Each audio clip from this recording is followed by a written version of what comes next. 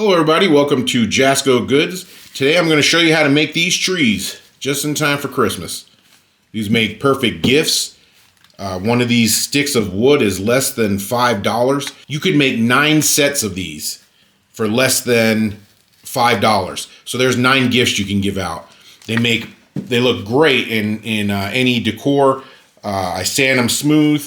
I'm going to give you tips on how to make them a little different, customize them if you want, and also make some other shapes to go with them that are pretty cheap too. And that's about it. Okay, so I normally make it out of this 1x2 or sometimes it goes by 3/4 by 1.5 inches because that's the actual size, but just like a 2x4, it's smaller.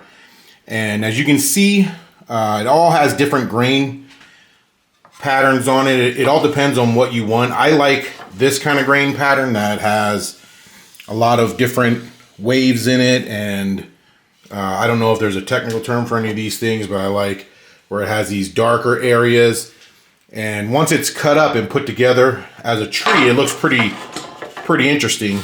And then they have some that are just some plain stripes. You can see this one if it's showing up on the camera, but it's just mostly plain stripes.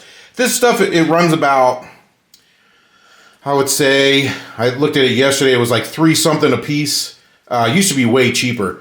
And then this is select pine. So this is supposed to be a little bit fancier. What you want to look at when you're picking this out is, you pick the grain you like, if you just want stripes, if you want these bigger stripes or small stripes, or some of them are just plain, they don't have any stripes at all. You want to look at the knots. Another thing you want to look at is if you look down the board, it doesn't really matter if it's a little bowed or anything, because you're going to cut it in such small pieces, it doesn't matter.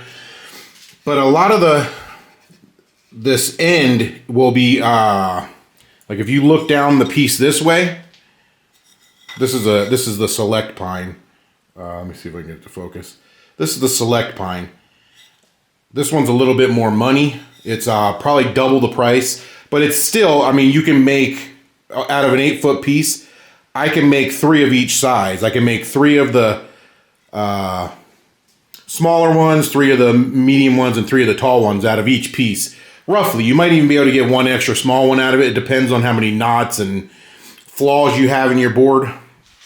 But so, if you look down it this way, see how this is nice and square like a rectangle? Well, the other ones will be slanted. So when you put it together, it'll be like wonky. So you just kind of want to look down and make sure it's nice and square. This is the select pine. You don't have to worry about it as much with this.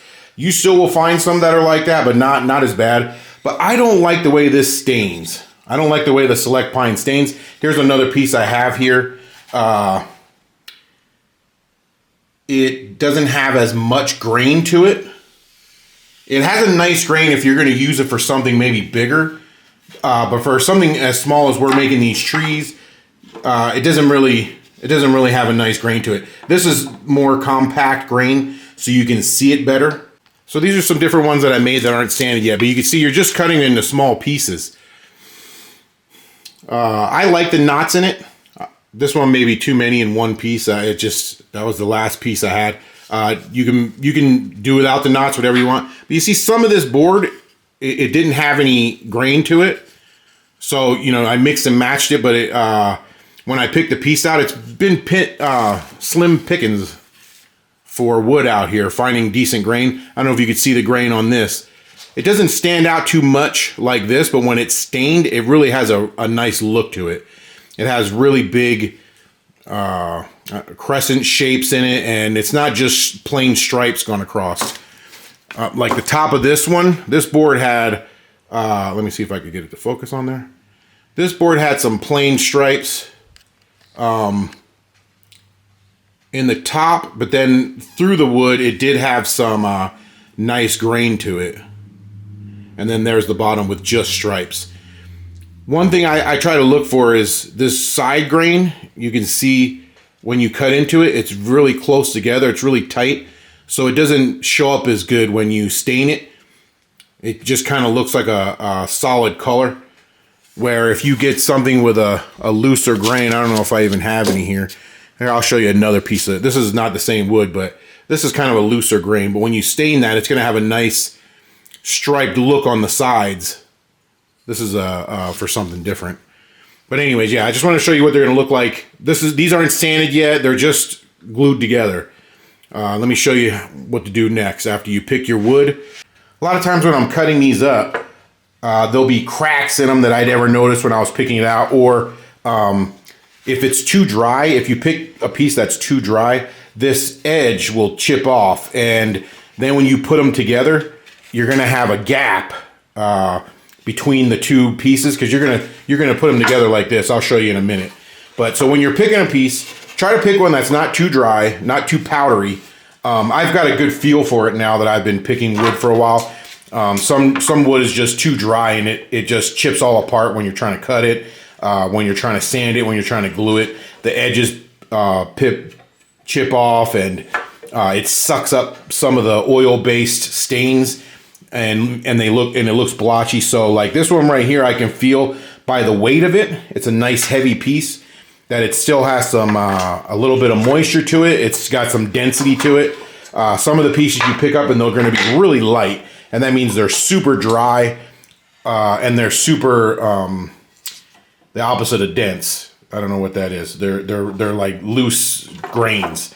So when you stain them, if you use an oil-based stain, then it's going to suck it up really fast. This one it has the same problem. They do have some really dry pieces, and when you stain them, I don't like the way they stain. They don't have as much contrast. It just kind of looks like a brown piece of wood, where this one will have a nice contrast to the different areas of the straw. I mean, you can almost see the different contrast in the good wood compared to the bad.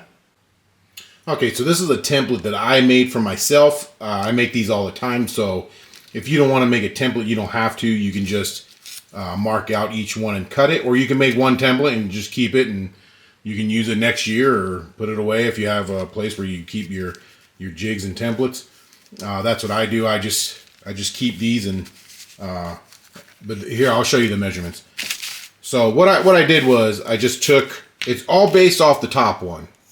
Now you can see I didn't cut this to a point, and the reason I didn't cut it to a point is when I clamp it, the point will get messed up. So I usually cut it and leave it like a square flat edge. This one's a little thicker than I normally do. I just cut it real quick as an example, because I actually don't have a template for this one because it's kind of obvious. I just cut triangles and leave a little bit of space in between. But so anyways, yeah, I leave it flat and I leave a space there so that when I clamp it, I'm not smashing the point of the tree. Now, it's easy for me because I use that sander right there and I sand it down. And it's easy to sand down. If you're sanding it by hand, which you could do this whole tree by hand very easily. If you're sanding it by hand, though, you may have a hard time sanding that much down. You can round it if you wanted. You could cut it a little smaller than that, just so you have a little something, and then round it over. So what I did was I started with, if you start with the smallest one, and then keep adding 3/4 of an inch to it. You can see how I did that. Just keep adding 3/4 of an inch. Now you would think that if you want a bigger overhang, you would make a piece bigger, but that's not how it works. Because if you make, like, say, the 5 bigger, then your overhang from the 4 is going to be smaller. So what you actually have to do is make the bases skinnier if you want more of an overhang. But if you stick to what I'm doing, your tree's going to look like this. You're going to have a pretty even overhang all the way down. It doesn't even have to be exact. Like, I measured all of mine, and if you want the measurements, they're on each one of these. If you can write them off of there. This one's 5 1/8. The number 4 is 4 3/8.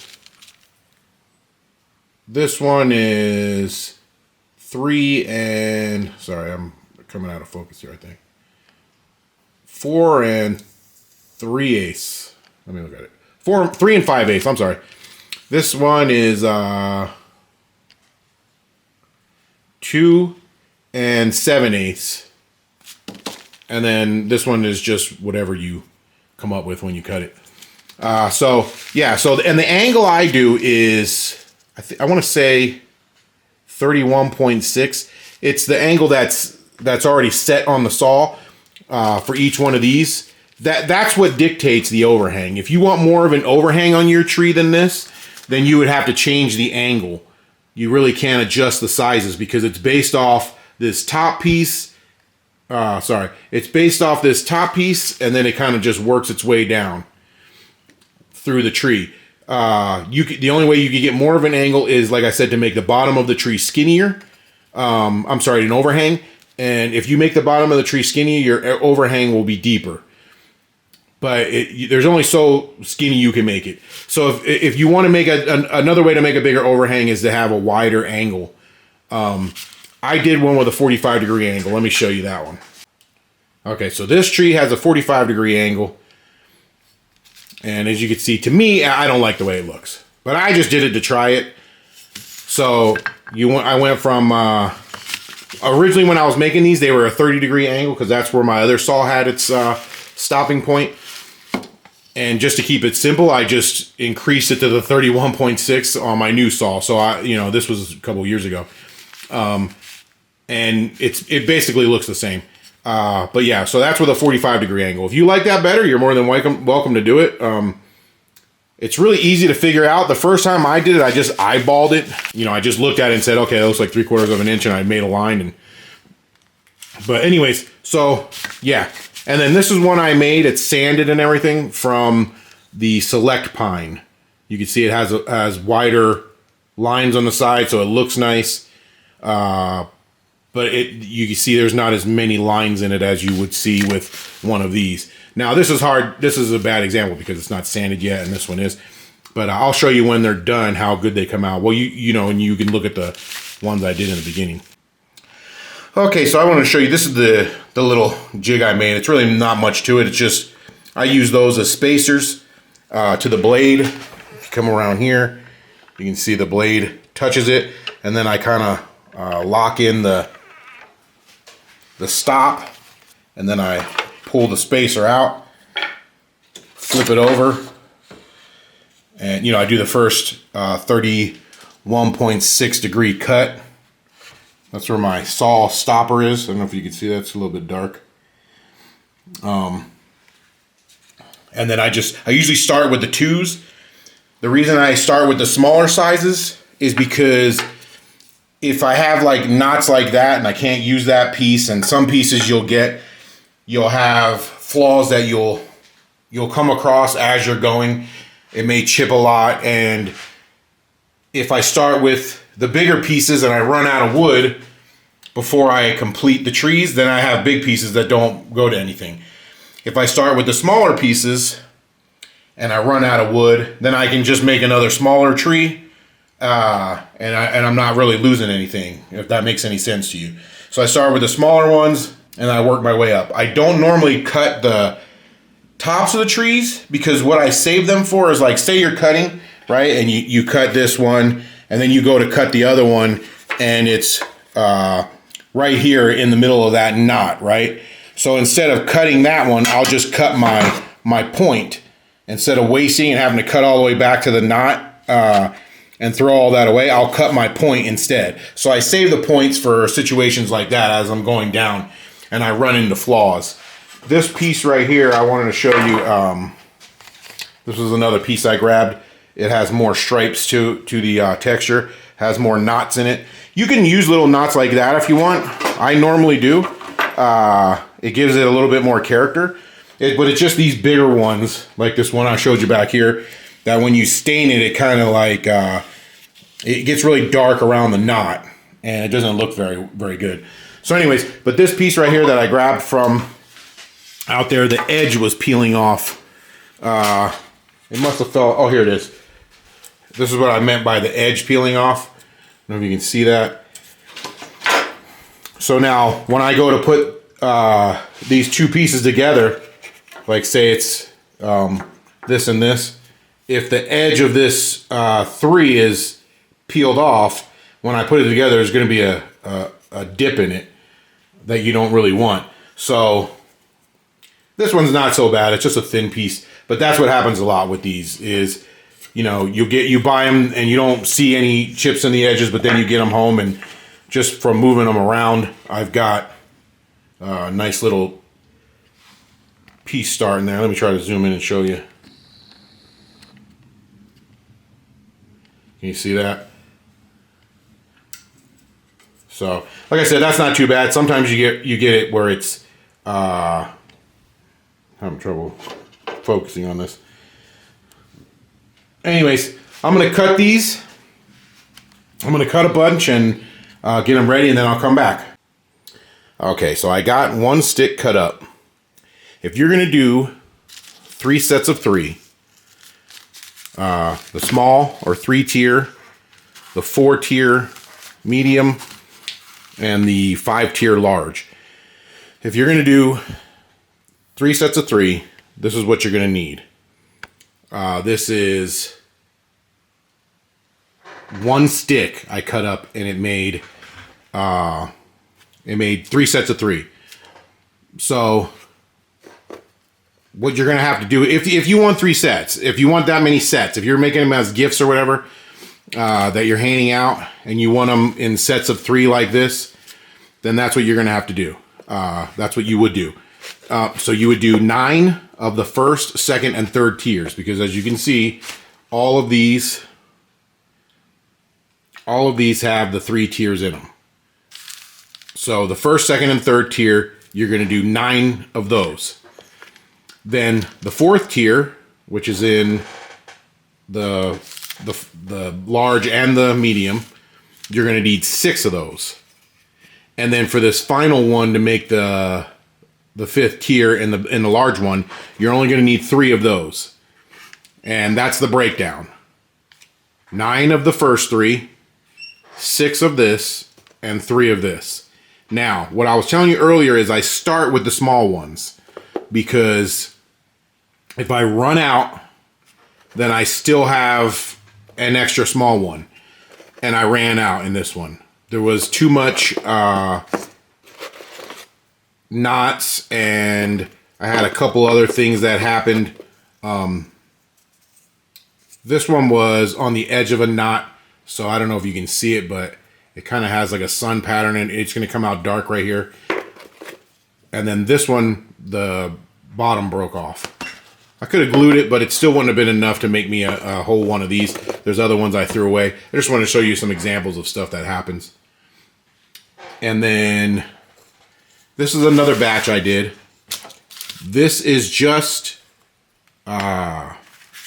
medium and large tier. Now, if you do just medium and large tier, you're able to get about 8 of each. I'm sorry, about 4 of each. Instead of 9, you would get 8. Or I actually didn't have enough. I made a mistake. So you would cut 8 of the first 3 sizes if you're just going to do the medium and the large. And then you would do 8 of this one, but I messed up and I only did 6 because I was thinking of this. So I only did 6 of these, and then I ended up doing 4 of these. So I'm going to turn out with 4 large, 2 mediums, and 2 small ones with this batch. Which doesn't matter because I don't, not all the sets that I sell them individually, so it doesn't really matter. It seems like I sell the small ones the most.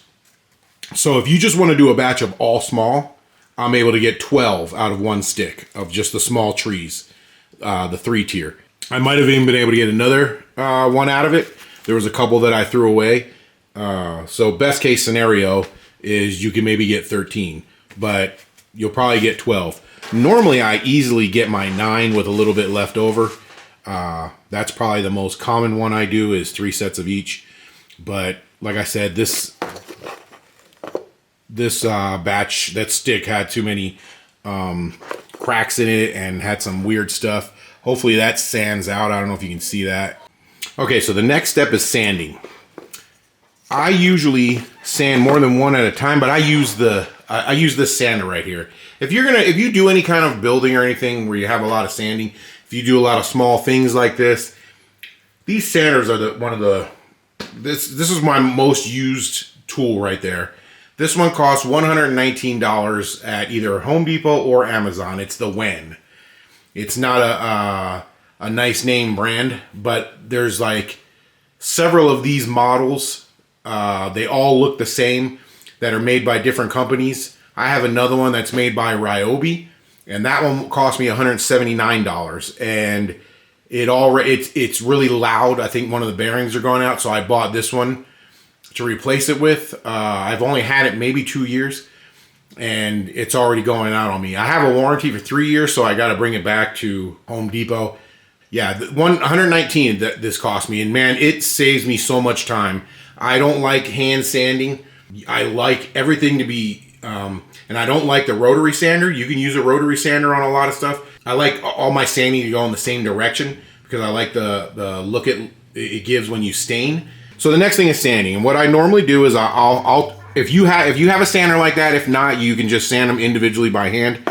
I normally sand not the faces. You don't need to sand the front or the back, the two faces, this face or this face, because that you're going to do after it's all glued together and dried. What you want to do is you want to sand a little bit on the top just to get knock down any burrs, but you got to be careful if you're using one of these sanders, because you can sand it and it'll be out of square, and then your board will sit like this, you know. So you got to be careful when you sand it. So I normally, if you're going to use one of these, I normally hold 3 of them at the same time, and then when I touch them on there, and I just touch them really fast, I kiss them on both, you know, with the direction of the grain on both sides. Then I flip it over, I kiss it just to knock down some of the burrs, give you a little bit of a better surface to glue to. So it's not all, I don't know if you can see that surface, it's just the factory cut. And then I sand. The most crucial thing is sanding these, because when it's together like this, you're not going to be able to sand this edge very well. So the other part is going to be glued together. You're just kind of knock down some burrs. It doesn't really matter what that looks like. But this part right here, you're not going to be able to sand it after it's put together. So that's the most important thing. And then, like I said, don't worry about front and back. That you do all at the same time. So that's the next step. I'm going to sand these down. Not all of them. I might sand all of them, but you guys won't have to do that. You're not going to be here for that. Okay, so I got them all sanded, and now it's time to start gluing them up. I don't know if you can see in here, the way I do it is I try to keep them uniform, because each side of the wood is a little different than the other. Not always, but sometimes it is. So I try to keep them with the same side. Usually, I don't know if you could see it in the video. I might be too close, but there's stripes usually in one side running this way. And so I try to keep the stripes all on the same side when I glue them up, just so it looks consistent when it's done. If you don't want it like that, you can mix and match it however you want. You can have the opposite sides. Maybe you want both sides to have different looking levels. Maybe you want to use 2 different pieces of wood. Whatever you want, however you want to do it. This is just how I do it for when I stain it. So this is the glue I use, this Type Bond 3. This works really great. So I just put a little glue on here,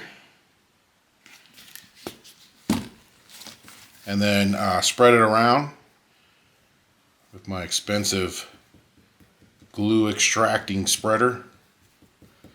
All right, you got to be careful not to get any glue on these sides, because again, it's hard to sand it off.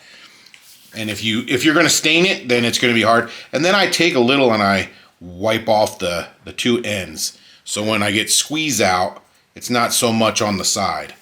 So then you just put your other piece on top. I'm going to turn it towards me so I can look at it. And you want to get it as even as you can. I push down. It's going to slide around a little. But if you push down hard enough and kind of move it back and forth, it'll kind of like get a suction to itself. And then wipe off the excess. I got a little rag that I keep here that I'm wiping my fingers on so I don't touch the sides.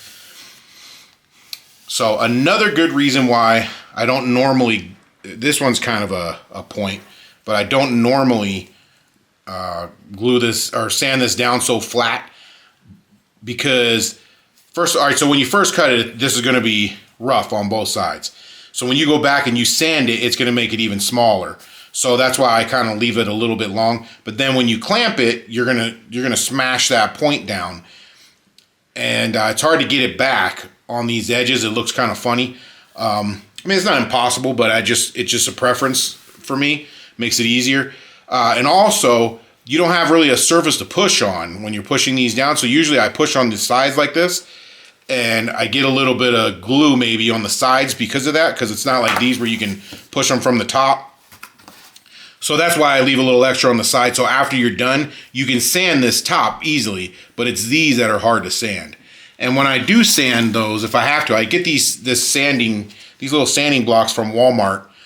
I think they're less than $10. I want to say, I mean, it's been a while, so they're a little over $5. The only problem is getting the replacement sandpaper. It's Velcro, so you either have to try to make your own out of some sandpaper, or you have to buy another one when you run out of it. And it's evenly split. I usually use up the 150 first. But you can also buy some replacement on Amazon. Amazon sells them. Amazon sells these same things in a different knockoff brand. These are, I think, the Gator brands that they have at Walmart. But like I said, you can get them from Amazon, and they even have packs that have more sandpaper with them. The problem is the sandpaper by itself, if you buy it off of Amazon, it seemed kind of pricey to me when I can buy the whole thing with another sander for about $5. It's just a little sponge, but as you can see, it fits up in here pretty easily. And I just use it for sanding the edges and everything. So same thing, put some glue on there, wipe off the edges a little bit. Turn it towards me, it's easier for me to push down. Push that top on, make sure I'm even. Make sure that one's even, okay. And that's it, man. So anyways, that's glued up. I just put it in one of my clamps. You gotta be careful when you're doing this because it tends to slide. See, it's crooked now, I don't know if you can tell. This thing went crooked, so I got to push it back over. Sometimes you have to unclamp to do that.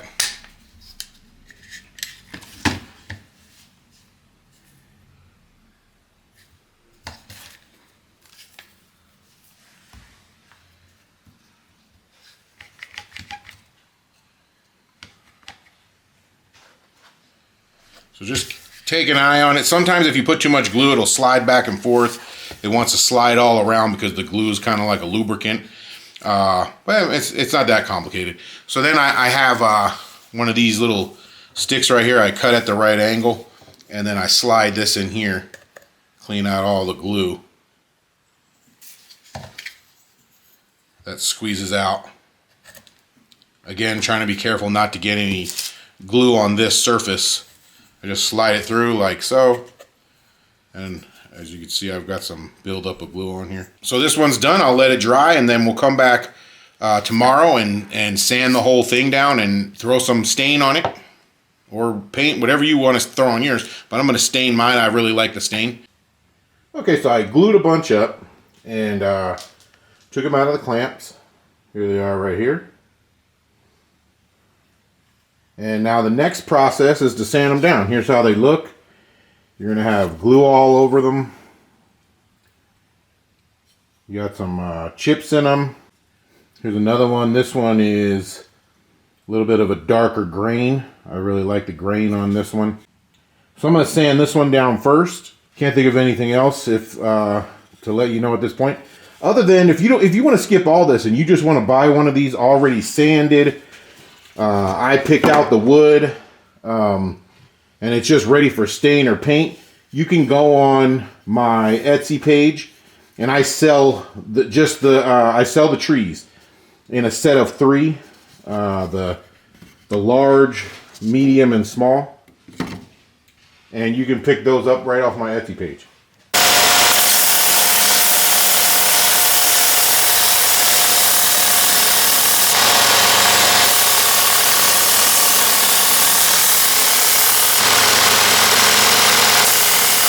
Okay, so here's one that's sanded down. You can see it's nice and smooth. It looks like one piece of wood. I kind of like doing it like this rather than one piece of wood because it kind of gives you different grains. If you really want it to be different, you can even use different pieces of wood. You can, you know, from different sticks. I kind of like it to be a little bit of the same, you know, color and wood for when I stain it. And I also like, but I do like that it's a different variation of grain. It's not just one grain gone the same way. But anyway, so it's almost ready for stain. Like I said, if you go on my Etsy page, you can get one of these. I'll have already picked out the grain for you. It'll be sanded. It'll be nice and smooth. If you just want to start with the staining or painting, to stain, paint whatever color you want. I also sell them completely finished. Clear coated, stained with, I think I do 9 different colors now. The last thing I do before stain is just, I touch up these edges. I break down the edge so it's not so sharp. These are really pointy and sharp. Not only that, but it has a tendency to break off, especially if you go this way, especially like where it's so flat right here. That's why they round 2x4s. If you leave wood too straight, it'll just break right off. So I kind of like just knock the edge down all the way down the whole thing. And that's it. And then it'll be ready for stain. All right, so I got all 3 all sanded around in the edges. It's time to put on some color. One of my favorites and the most popular is this Minwax. It's a water-based, really hard to use. I would do a couple practice ones. Again, I'm in the desert. I don't know if it's because of where I'm at, but this dries so fast. Like as soon as you put it on, it's dry and it's like sticky. It's really thick and it's really hard to use, but it comes out so good on these trees.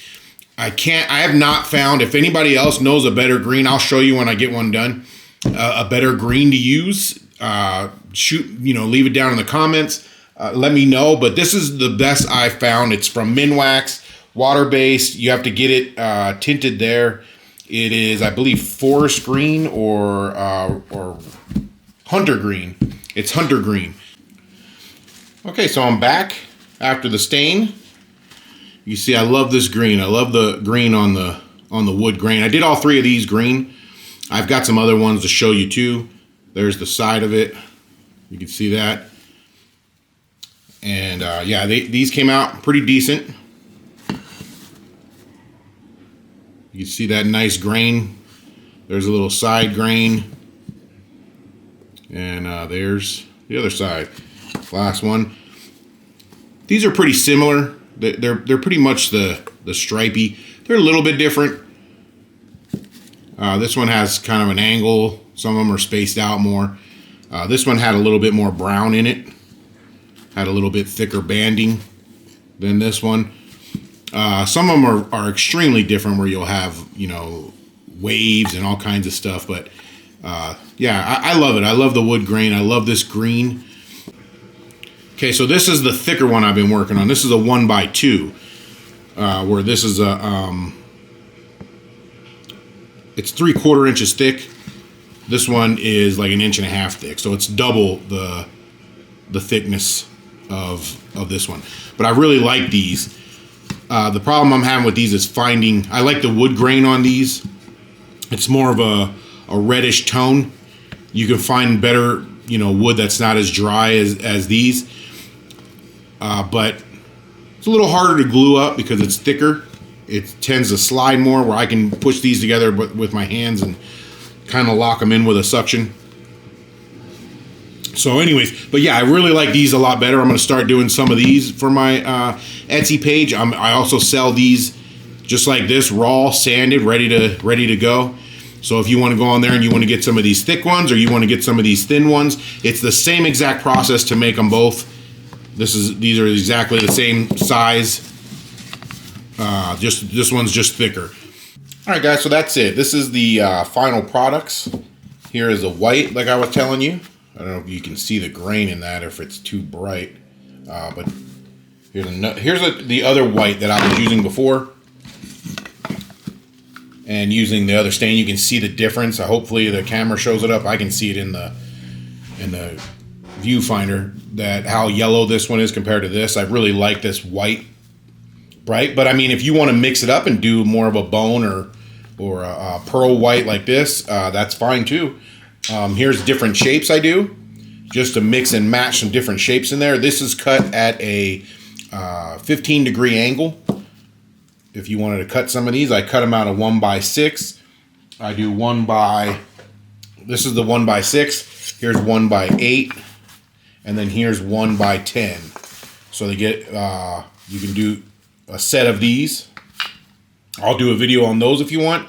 Just leave me something down in the comments saying you want me to do it. I didn't do it because it just seems like you just get the wood and you cut it at a 22-degree angle. It doesn't seem like there's a lot to it, but if anybody wants like tips or tricks or anything else that I've figured out along the way that I'm not thinking of until I'm putting the video together, just let me know in the comments. I'll leave another, I'll do another video on how to do these. This is a different set. I like to mix and match them all together. Here's them fatter ones I was talking about. This is the thicker. I really love the grain in between on these, how it looks. Here's another fat one. This one's dark brown, or I'm sorry, dark walnut. A lot of these colors, I'm like, oh, give me the dark brown. These ones stay up a lot better. I know that one just fell over because I hit it, but and I have stuff under the mat. These ones stay up a lot better. I just like the thickness of these. It feels like it's beefy compared to these. These fall over a little bit easier, but I mean, if you don't have kids and you're not going to be touching them, they're fine. But there's the white and the green together. It looks really good together. You could throw a brown in there. I've got some different grays I use.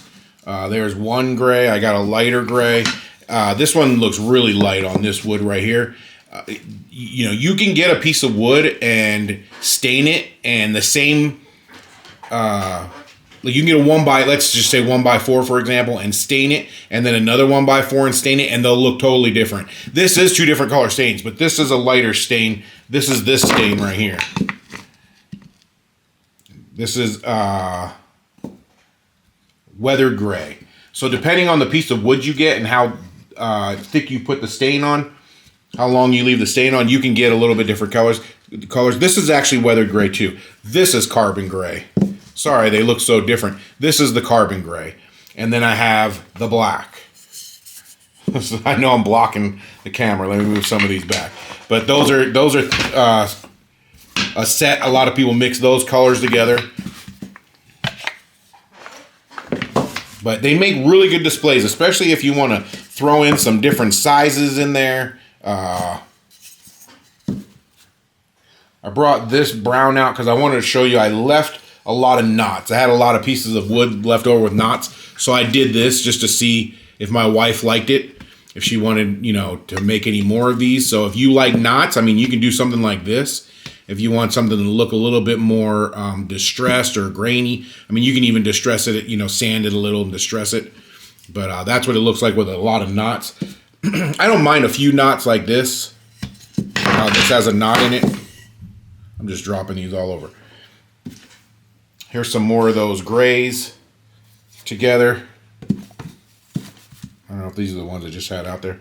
But then here's another black with it. These are all the same size.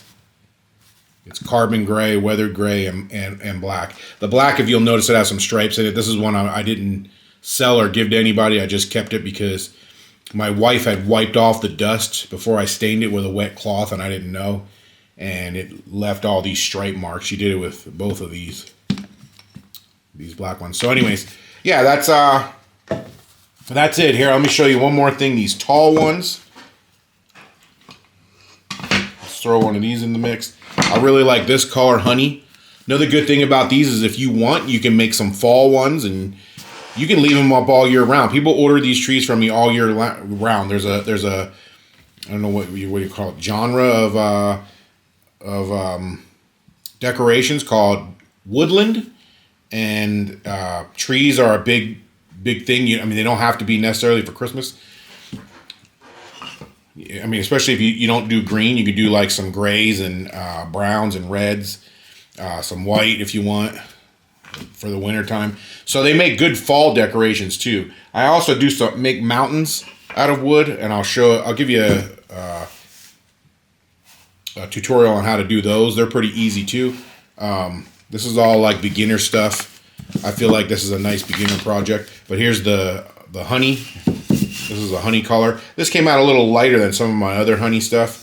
That's why I held on to it. This piece just didn't take the stain as well. You can stain these. I mean, you can sand these down with a finer grit. I usually keep a 150 because I like the nice deep color. The finer grit you sand with, the lighter the color will come out, because it's gonna not penetrate as easily if you cut. You know, you're gonna have smaller sanding fiber sticking up. When you sand this wood, there's still fiber sticking up, even though it feels smooth. And when you stain it, the rougher sandpaper, like a 150, is going to leave you a darker grain. If you go like to a 300, you're going to get a very light grain. What I do is I do a two coats. I stain it with 150. I sand it with 150 grit, stain it, and then it all depends on the wood too. If the wood is very soft, even a 150 may make it too. It's just something you're gonna have to get to know. A 150 may make it still too dark, or make it too dark. And then so you might have to go lighter on a softer grain. And if you have a harder grain, a 150, you know, it still might not penetrate the wood that easily. So you just kind of have to play it by ear. I like that they come out different shades, you know, because you don't want all your browns looking the same. You want it to look more natural. Here's two dark walnuts. They both have a different tint to them because of the wood they were cut out of. So I like that. I like it to not be exactly the same when you're doing a group like this. These are the larger trees I was telling you about. Here's a dark walnut. This is called honey. This is the black. And these are just made out of 1x4. Same method as the trees I just showed you. You cut them and glue them and then sand it when you're done. And that's it. That's it. If you want to make these, if I left anything out, I'm new to making these videos, so I'm sure I left a lot out. I'm trying to cover everything. I probably talked too much. Let me know what you guys think in the comments. Did I talk too much? Did I tell you too much information? Some people like a lot of information. Some people don't like that much information. For as easy as these were to make, you know, it shouldn't. There's really not a whole lot to say. But if you're a beginner and you don't know a whole lot about, you know, staining and stuff like that, some of this information might have been helpful.